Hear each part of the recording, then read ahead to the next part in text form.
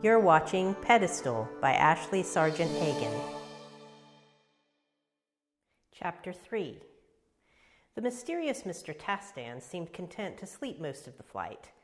At first, Edwin had watched every movement the man or his bodyguards made, expecting a terrorist coup at any moment. But when the first hour proved uneventful, he began to relax. Adriana's conversation also soothed and flattered him. Normally, Edwin would have tried to nap on the 8-hour flight, but he didn't want to miss a moment.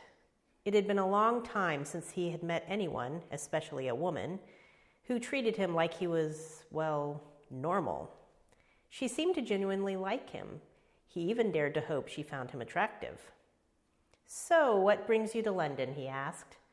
"Work," she replied. "I'm a curator for the Middle Eastern division of my museum, and I'm visiting a friend who works at the British Museum. I'm writing a book, and she's letting me do research there." "You know, I grew up near the museum," Edwin explained. "Love it. Haven't been in years, though." "This will be my first trip," Adriana admitted. "Actually, I'm excited that my trip coincides with a new exhibit opening this week, cuneiform tablets from Istanbul." "Interesting," Edwin replied, making a mental note to visit the museum in the near future. For the cuneiform tablets, of course. "You're different from what I expected," said Adriana, narrowing her eyes and leaning her head back against the seat. "What did you expect me to be like?" he asked, doing the same.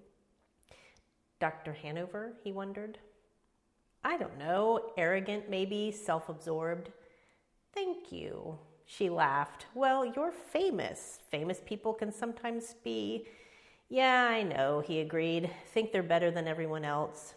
But I haven't been this well-known all my life, you know. Just since Dr. Hanover." "Is that why you're so down to earth?"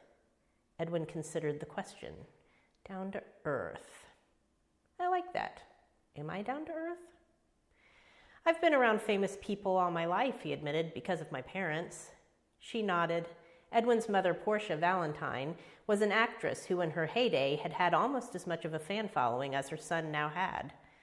Edwin's father, Sir Thomas Sterling, was in the Foreign Office and was a well-known face in Downing Street. "I always admired, whether they were in politics or on the stage, the ones who were real in their downtime, who didn't always play a part. My parents were like that growing up. When they were at home, they were just my parents. Quirky, annoying sometimes, not perfect, just real." "That's healthy, don't you think, mentally?" she asked. "It takes a lot of effort to play a role," Edwin agreed. "You have to constantly think because it's not the real you. I couldn't possibly keep it up all the time. It's exhausting." She frowned as if thinking deeply about something. Then she shook it off. "Well, I like the real you," she said. On the escalator in Heathrow Airport, Adriana checked her phone. "My friend Bethany is waiting for me in baggage claim," she said. "Thank you for keeping me company," said Edwin. "I have been so famished for intelligent conversation." Adriana smiled up at him. "It was very nice to meet you, Edwin Sterling," she said. "I hope I didn't irritate you too much. I've been told I have strong opinions." "No, actually, you're very inspiring." Ask her, you fool." "I'd like to see you again," he blurted out suddenly. She drew in her breath, looking at him cautiously as if she were being watched. He wondered why she hesitated. They had gotten along so well. "She's not into me. I'm so vain. I just assumed..." "Yes, okay," she said finally, "but I don't have a lot of time. Work comes first." "Sure, of course," he agreed, relieved. When they arrived at baggage claim, Adriana's friend was waiting. Bethany Cartwright was an American, but she had lived in London for several years, working as a curator for the British Museum.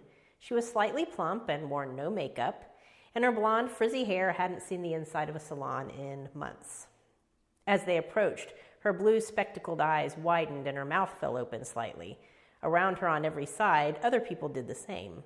Some glanced at Edwin furtively, while others gawked in groups, waiting for their chance to approach him for an autograph. "Bethany, this is Edwin," said Adriana with a knowing look to her friend. "We met in the Dulles airport." Bethany recovered herself and stuck out her hand. "Hello, Edwin," she said with a grin. "Nice to meet you." "The pleasure is mine," he said. "So I'll call you," he said, turning to Adriana. "You don't need to get your luggage?" she asked. "No, all I have is this carry-on. One-night trip, remember? It's best for me to keep moving anyway. Loitering causes problems," he said, eyeing the interested onlookers. "It's good that it's 11 o'clock at night," said Bethany. "I bet you couldn't move in here during daylight hours." He nodded with a grimace. He leaned over and gave Adriana a kiss on the cheek. "See you soon," he whispered. He walked briskly toward the exit. Only a few brave fans followed after him for an autograph, but he heard the excited screams of a group of teenage girls behind him as he passed through the automatic doors. As Bill, Edwin's driver, loaded his bag in the car, Edwin noticed a large black limousine parked nearby. Our Mr. Tastan, I'm assuming. As if on cue, the man himself walked briskly through the airport doors and headed for the limousine. The two men's eyes met briefly. Edwin got the sense that the older man had sized him up in those few seconds, as if he'd read Edwin's history and weighed his worth. He gave Edwin a nod, as if to say he had passed the test. Edwin nodded back. As he stepped into the back of his own car, he wondered if passing Mr. Tastan's test was a good thing.